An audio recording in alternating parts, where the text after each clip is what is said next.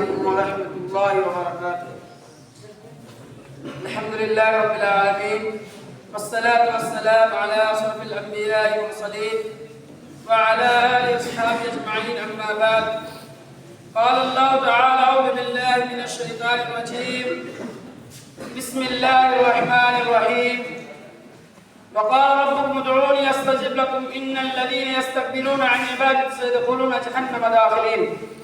صدر محترم، حکم صاحبان، مشرق اساتذہ کرام، عزیز ساتھیوں، میں آج اس سالانہ انجمن کی پررونق مجلس میں جس موضوع کے دل گشائی کرنا چاہتا ہوں وہ ہے دعا کی فضیلت.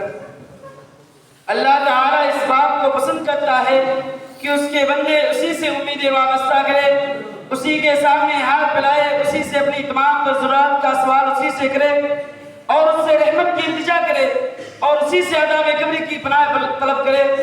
بندے کی اس طرز عمل کو دعا کہتے ہیں. سامعین کرام، اللہ تعالیٰ فرماتا ہے: وقال ربکم ادعونی استجب لکم.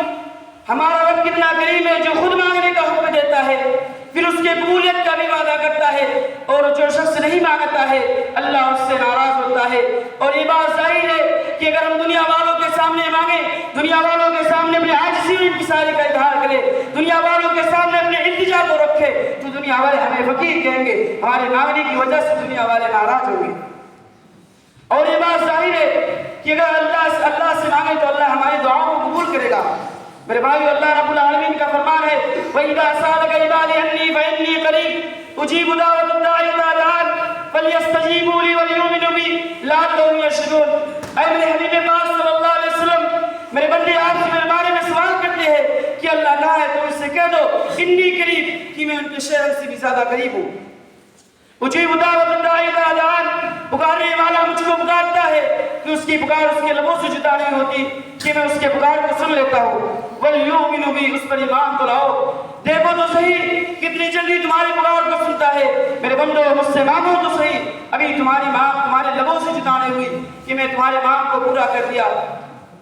لیکن کیا ہو گیا ہے، اسی قرآن و حدیث کے پڑھنے والے، اسی اللہ اس کے رسول کے ماننے والے، اسی اسلامی شریعت کا دم بھرنے والے بہت سے ایسے جو کہتے ہیں اللہ سے مانگتے ہیں پر اللہ ہمارا سنتا نہیں، ہماری بگڑی نہیں بناتا، ہماری مرادیں نہیں پورا کرتا، ہماری تکلیفوں کو نہیں ڈالتا. بندہ مصیبتوں میں گرا ہے، پریشانی میں مبتلا ہے، نہ بے روزگار کو روزگاری ملے، نہ بے اولاد کو اولاد ملے. بندہ اللہ کی بارگاہ میں آ جاتا ہے، مانگتا ہے، لیکن مانگ میں کوئی اثر نہیں، مانگ پوری نہیں ہو رہی ہے. آخر کیوں؟ اس کا سبب کیا ہے؟ کبھی ہم نے اپنے آپ کا محاسبہ کیا کہ ہماری دعائیں قبول کیوں نہیں ہو رہی ہے، جبکہ اللہ رب العالمین خود فرماتا ہے: ادعونی استجب لکم، تم مجھے پکارو میں تمہاری پکار کو ضرور سنوں گا. آج ہم میں سے 5 وقتہ نمازی ہے، پھر بھی ہماری دعائیں قبول نہیں ہو رہی ہے.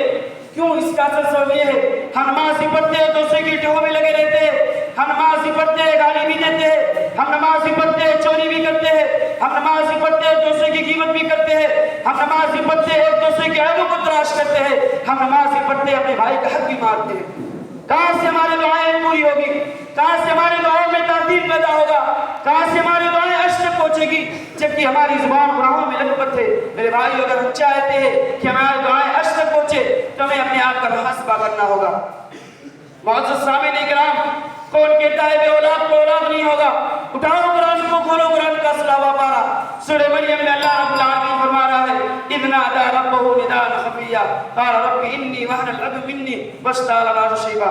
آخر میں دعا ہے کہ اللہ تعالی ہم تمام مسلمانوں کو دعا کرنے کی توفیق عطا فرمائے. آمین. وآخر الدعوانا الحمد للہ رب العالمین. السلام علیکم ورحمۃ اللہ وبرکاتہ.